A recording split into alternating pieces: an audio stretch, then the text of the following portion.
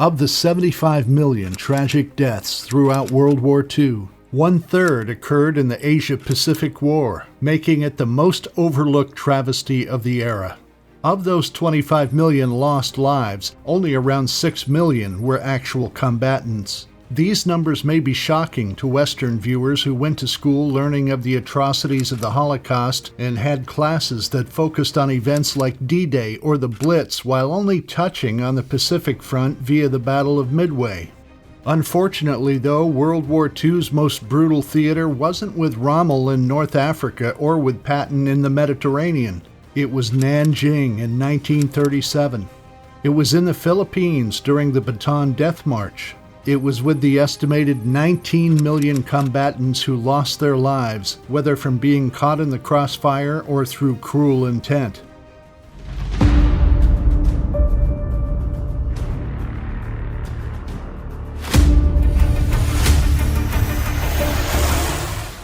While the Pacific War is thought to have started after the Japanese bombing of Pearl Harbor on December 7, 1941, the conflicts in the Pacific started 10 years earlier on September 19, 1931, when Japan invaded Manchuria and installed a puppet state. This aggressive move by Japan started a series of events leading to a larger conflict in the Pacific. The Japanese had posed such a threat, especially after allying with Germany in 1936, that the communist and nationalist leaders of China halted their civil war to join forces and take on the new threat. Thus began the Second Sino-Japanese War, which itself would lead to one of the greatest atrocities seen in any war, the Nanjing massacre.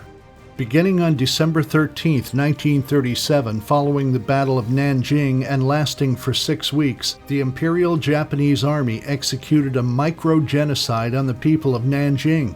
Though the stories are far too numerous and dark to list, reports of mass assault, arson, brutal murder, mutilation of a civilian population, and much more were common.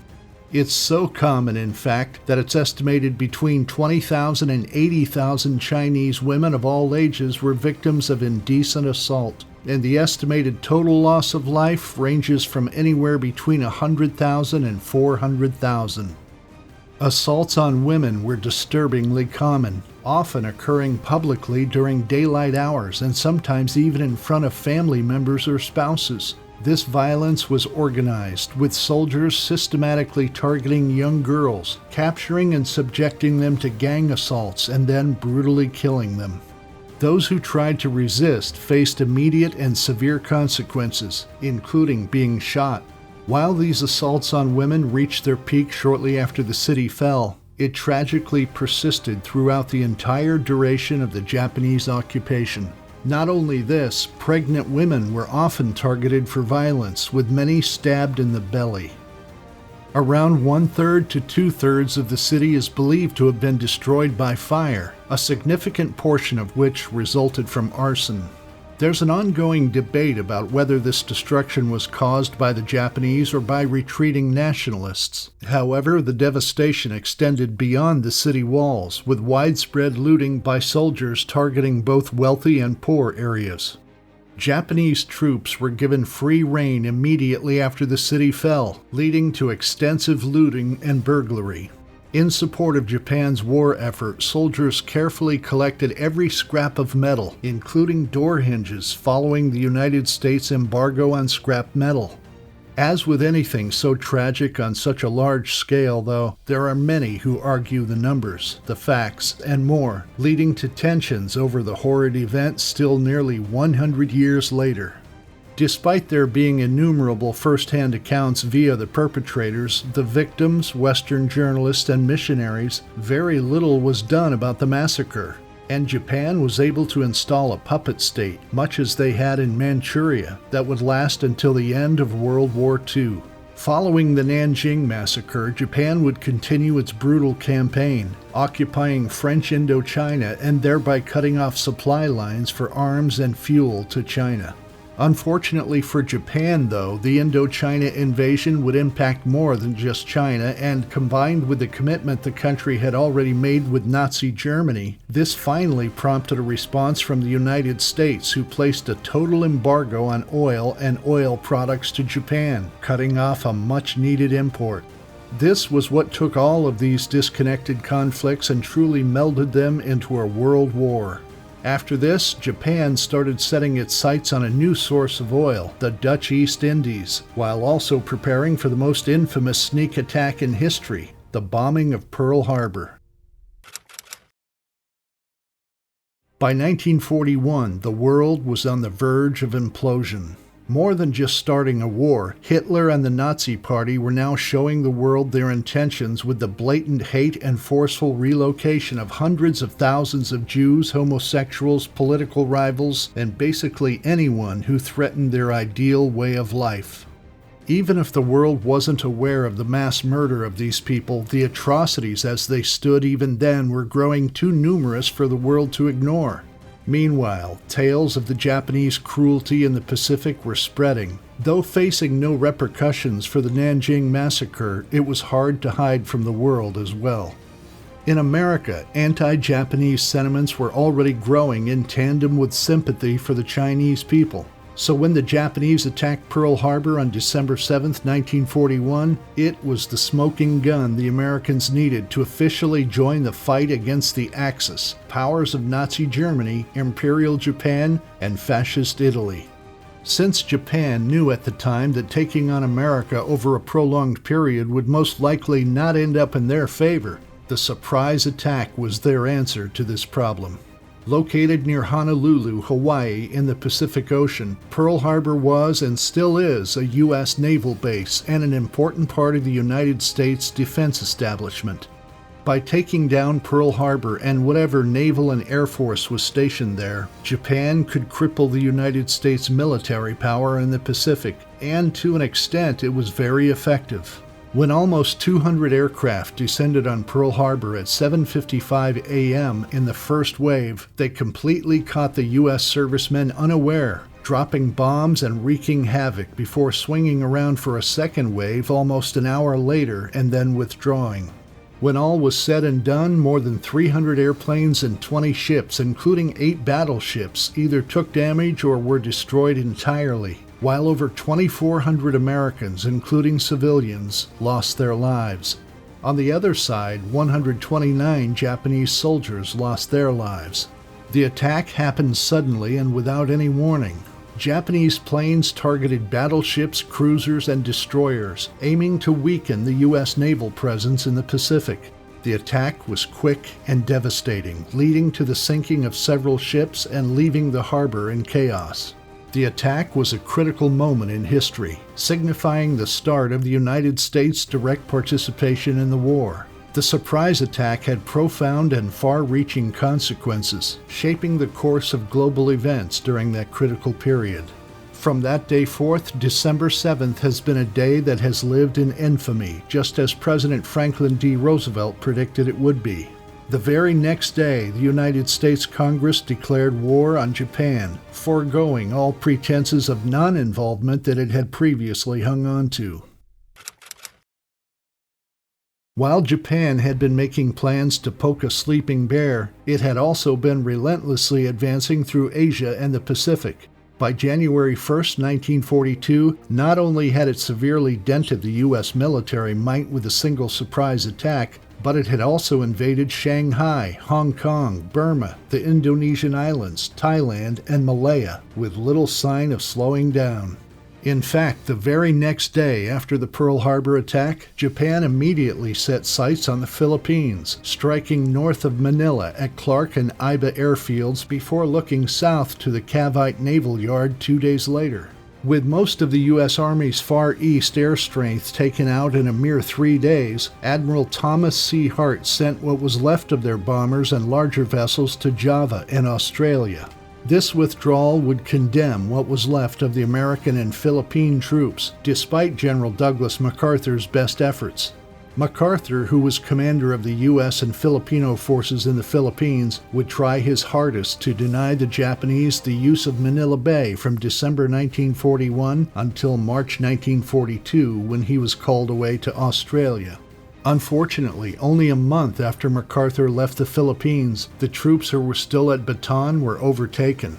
After holding out for 3 months, the combined U.S. Army and Filipino Scouts forces had finally run so low on food, ammunition, and other supplies that they couldn't hold off the Japanese, who were still receiving reinforcement.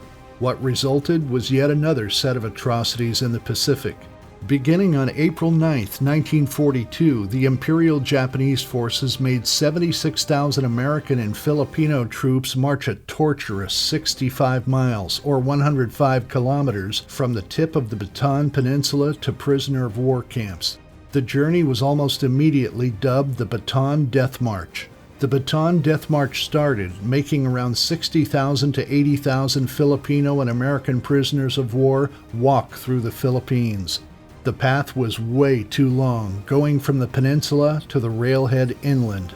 This resulted in the deaths of nearly 11,000 troops, around 10,000 Filipinos and 650 Americans, as they were forced to continue on through the tropical conditions. Heat, humidity, starvation, beatings, and even beheadings were common sights as soldier after soldier marched on, just hoping to make it to their destination alive. The legacy of the Bataan Death March is devastating, with Filipinos bearing the majority of the suffering compared to U.S. troops. By the time the Japanese had gained full control over the Philippines on May 9th, thousands on the small island chain had perished. While combat and bombardments had most certainly played their part in the loss of lives, it's likely that an equal number had died from sickness and disease, truly showing just how awful the struggle in the Pacific was becoming. After dominating battle after battle in the Pacific, Japan looked nearly unstoppable. On March 23, 1942, they even seized the Andaman Islands, gaining control over the Indian Ocean and crippling the British Eastern Fleet. By this point, Allied command knew it needed to regroup and form a coherent counteroffensive if it ever hoped to win the war. Dividing the Pacific Front into 2 theaters, they made General Douglas MacArthur the supreme commander in charge of the Southwest Pacific area and Admiral Chester W. Nimitz the commander-in-chief in charge of the Pacific Ocean areas. Almost immediately, the unthinkable happened. On April 18, 1942, the people of Japan got to see the war on their doorstep as 16 U.S. Army bombers attacked Tokyo from the U.S. carrier Hornet. The mission had 2 key aims: to inflict substantial damage on military installations, disrupt Japanese war efforts, and force them to divert resources for home defense, thereby alleviating pressure on Allied forces in other Pacific regions. Additionally, the strike aimed to demonstrate American resolve to fellow Allied nations and provide a moral boost to the American populace amidst ongoing challenges on the war front. While little damage was actually done to Tokyo itself, the hit to Japanese morale was obvious, and the world was becoming less convinced that they had complete dominance over the Pacific. Thanks to MacArthur and Allied Command's new strategy, Allied forces were able to island hop their way into Japanese territory, completely ignoring all the islands deemed useless where Japanese soldiers were stationed along the way. By doing this, they were avoiding unnecessary conflicts and losses while simultaneously advancing Allied air power to better positions on the Japanese home turf. By May 3, 1942, the Allied presence in the Pacific was growing increasingly dominant, and the two met for the Battle of the Coral Sea. Here, the opposing forces made history as they launched the first conflict with no direct ship-to-ship combat. Instead, the battle was almost entirely between aircraft launched from airship carriers. Each side declared success following the battle. The Japanese reported sinking the U.S. fleet carrier Lexington, an oiler, and a destroyer, amounting to 41,826 long tons, while the U.S. managed to sink a light carrier, a destroyer, and several smaller warships, totaling 19,000 long tons. However, the destruction of the Lexington constituted a significant blow, accounting for 25% of the U.S. carrier force in the Pacific. Reports in Japan exaggerated U.S. losses while minimizing their own. Strategically, the Allies claimed victory as the battle halted the Japanese plans to invade Port Moresby by sea, securing vital supply routes between the U.S. and Australia. Despite Yorktown's withdrawal from the Coral Sea, the Japanese had to abandon their original objectives. The battle represented a critical shift, as it was the first instance where a Japanese invasion force failed to achieve its objective. This triumph provided a considerable morale boost for the Allies, who had faced a series of defeats in the Pacific theater. The possibility that the Japanese would overwhelm Port Moresby's garrison with more experienced soldiers highlighted the strategic importance of the location. Additionally, the U.S. Navy overstated the damage it caused, leading to increased skepticism from the press regarding its reports on Midway. Though this battle would result in a victory for the Allies and severely set back Japanese forces, Japan decided to continue forward with its offensive, setting its sights on Midway. Beginning on June 3, 1942, the Battle of Midway became known as the true turning point in the Pacific. Much like that battle a month earlier in the Coral Sea, it was fought primarily with aircraft. By June 4th, Japan had taken most of the losses, losing 4 fleet carriers and a heavy cruiser, as well as countless trained pilots, naval crewmen, and military service members. While Japanese forces would simultaneously invade the Aleutian Islands successfully, making it the first invasion of U.S. soil in 128 years, this was little compensation as they struggled to resupply from the losses at Midway. Following the Battle of Midway, the world saw the tables turning firsthand. Thanks to the island-hopping strategy, Allied forces were moving closer and closer to Japan. Meanwhile, Japan now had to cancel all plans to invade Fiji, New Caledonia, and Samoa, as they quickly kept losing all of the earlier footholds they had gained. At the 6-month-long Guadalcanal campaign, American forces saw just how far Japanese soldiers were willing to go as they refused to be taken alive, throwing themselves into death before being captured. While Allied forces would ultimately win the Guadalcanal campaign, driving back Japanese forces and gaining another foothold, it would be many Allied soldiers' first experience witnessing the brutality that the Pacific was drawing out. At the same time, Allied and Japanese forces were facing off in another campaign in New Guinea, which would result in yet more crushing Japanese losses, with over 12,000 of their men killed compared to the Allies' 3,300. Thanks to the Allies' island-hopping strategy, battles throughout the Pacific saw much of the same for Japan from 1942 to 1944, as they continued to count more losses than the Allies in almost every battle. By the time all was said and done in New Guinea, the Allies now had a strong foothold, and over 100,000 Japanese troops were left behind as the war moved on. Though the Allies were undoubtedly winning the Pacific at this point, they were still suffering their fair share of losses. Even though the Allies won battles like the Battle of Tarawa, thousands of people lost those battles, making their successes seem hollow. For both sides, the naval and air battles had taken large tolls, but overall, the Allies had dominated. Now with a strong foothold in New Guinea, MacArthur set his sights back on the Philippines. Despite facing tough times, the Allies stayed strong and believed in their cause. They suffered losses, but these losses only made them more determined to defeat Japan. Every step they took brought them closer to winning the war in the Pacific. When General Douglas MacArthur had to leave the Philippines, it was seen as a personal loss for him. So what came next must have been one of the greatest moments of personal accomplishment that the general had ever felt. Beginning on October 17, 1944, the Battle of the Philippine Sea saw the Japanese greatly outmanned and outgunned. So much so, in fact, that many referred to the conflict as the Great Marianas Turkey Shoot due to the number of Japanese planes shot down during the conflict. So desperate were the Japanese during this fight that Vice Admiral Onishi Takehiro ordered his men to deploy kamikaze tactics.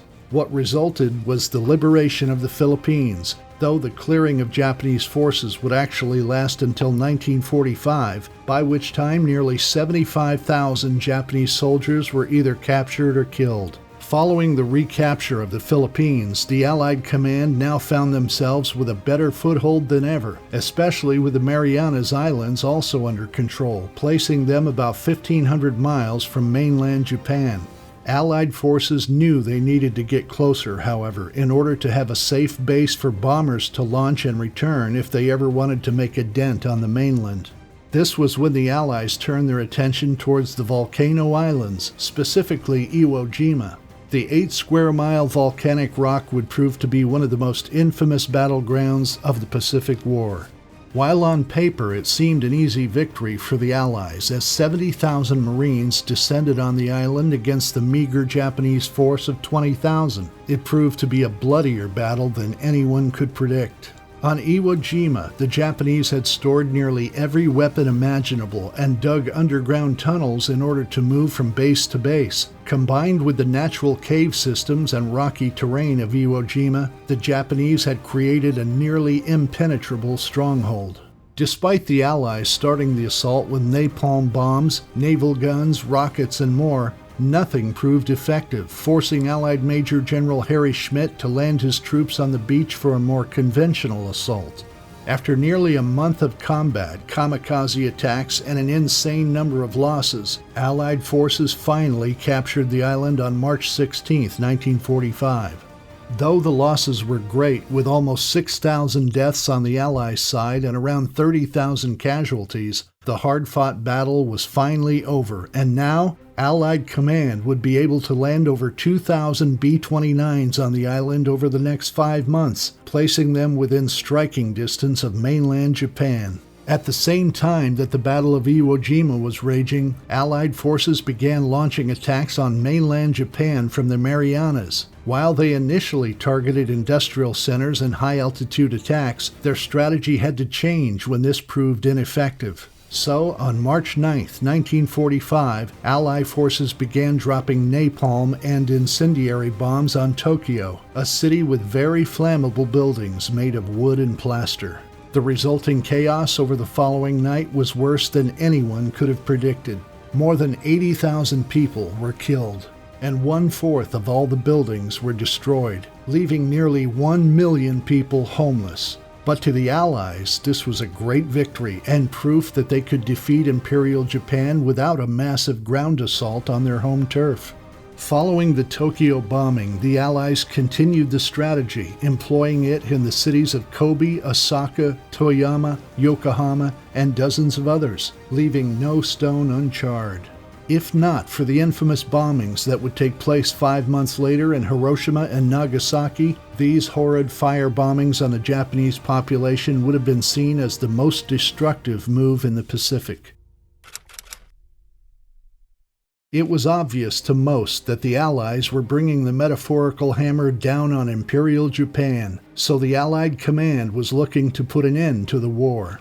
Needing a strong base from which to launch the invasion of mainland Japan, they set their sights on the Ryukyu Islands, specifically Okinawa, the largest of the islands. While there had been attacks on the Japanese stationed there as early as October 1944, the main landings were made on April 1, 1945. After landing about 60,000 troops on Okinawa, the Allies began advancing inland, seizing airfields and gaining a tactical advantage. Then, on April 6th and 7th, the Japanese launched its counteroffensive, sending 355 kamikaze planes after the invaders. Over the next few months, Allied and Imperial Japanese soldiers would battle relentlessly, throwing everything they had at the other side.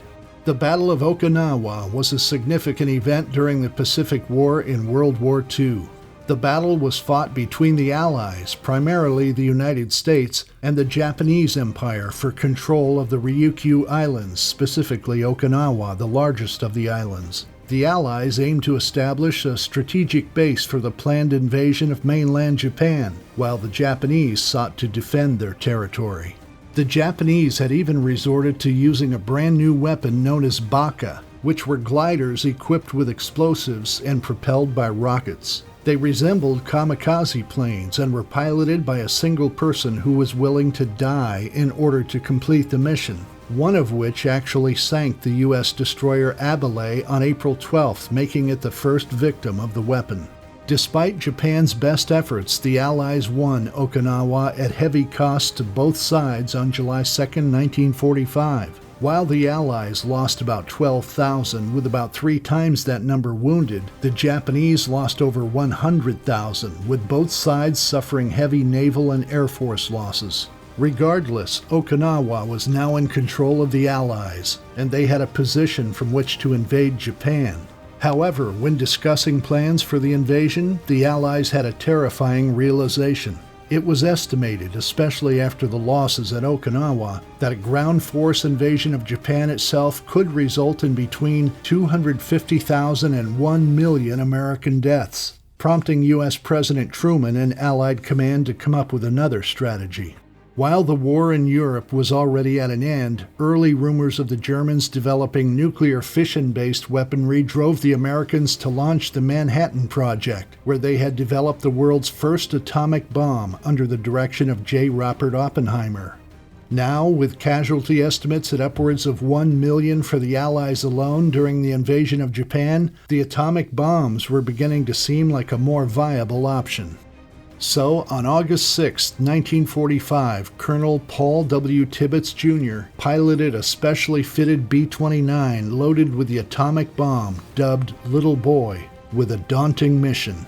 Exploding over the city of Hiroshima at 8:15 a.m., the bomb was something that the world would remember forever, as the light brighter than 1,000 suns came accompanied by destruction on a scale never seen before. Immediately, a 4.4 square mile area of land was completely burned out. 70,000 people died, and spontaneous fires broke out miles away. Around 70,000 more were injured, and thousands more would develop radiation poisoning, with effects still being felt to this day.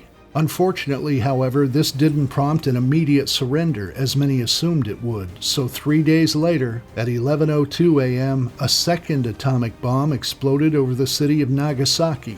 The second bombing, while being confined to a smaller area because of local topography, still managed to kill between 35,000 and 40,000 people, with many more being injured. These are the more conservative estimates. While many since the bombings have argued the morality of such actions, the results cannot be argued. On August 15, 1945, Japanese Emperor Hirohito announced surrender, which specifies the unconditional surrender of Japan, cementing the date as VJ Day in American history. With that, the Pacific War had finally ended, shutting the door on the most brutal theater of World War II. The repercussions of the atomic bombings of Hiroshima and Nagasaki left a lasting impact on both Japan and the global community. The destruction and loss of life were unprecedented, and the long-term effects of radiation exposure were still unknown. A conservative estimate suggests that approximately 25 million lives were lost during the Asia-Pacific War. Of the total casualties, approximately 6 million were military personnel, mainly consisting of Chinese and Japanese soldiers. This leaves a significant toll of 19 million civilian deaths. It's estimated that Japanese civilian casualties could have been as high as 1 to 1.2 million. This calculation reveals a harsh reality. For each Japanese non-combatant who died, roughly 17 to 18 other civilians lost their lives, with approximately 12 of them being Chinese. By the summer of 1945, the majority of these 17 to 18 million non-combatants had already passed away. Excluding Japanese casualties, between 8,000 and potentially 14,000 non-combatants were perishing each day the war persisted. In contrast, the Pacific War, which unfolded between the United States and Japan across the vast expanse of the Pacific Ocean, resulted in a death toll of approximately 2 to 2.5 million individuals at most. This figure represents a mere 8 to 10% of the total fatalities in the broader Asia-Pacific War. Moreover, the framework of the Pacific War narrative disproportionately excludes non-Japanese combatants from the overall death count, creating a skewed perception that the majority of civilian casualties were Japanese. Considering these statistics, it becomes clear that by the summer of 1945, the Asia-Pacific War had solidified its position as one of history's most profound human tragedies. With each passing day, the magnitude of this catastrophe grew, disproportionately impacting individuals who were not of Japanese descent. While World War II is often regarded as the most brutal war in history, this often conjures images of Nazi Germany, concentration camps, fascist Italy, and so on, with little thought given to the Pacific War. But, as one can see, this theater alone contained every travesty and dark moment that has ever occurred in any war. From Nanjing to Nagasaki, the Pacific went from one stage of hell to the next, never relenting until it saw destruction on an unimaginable scale.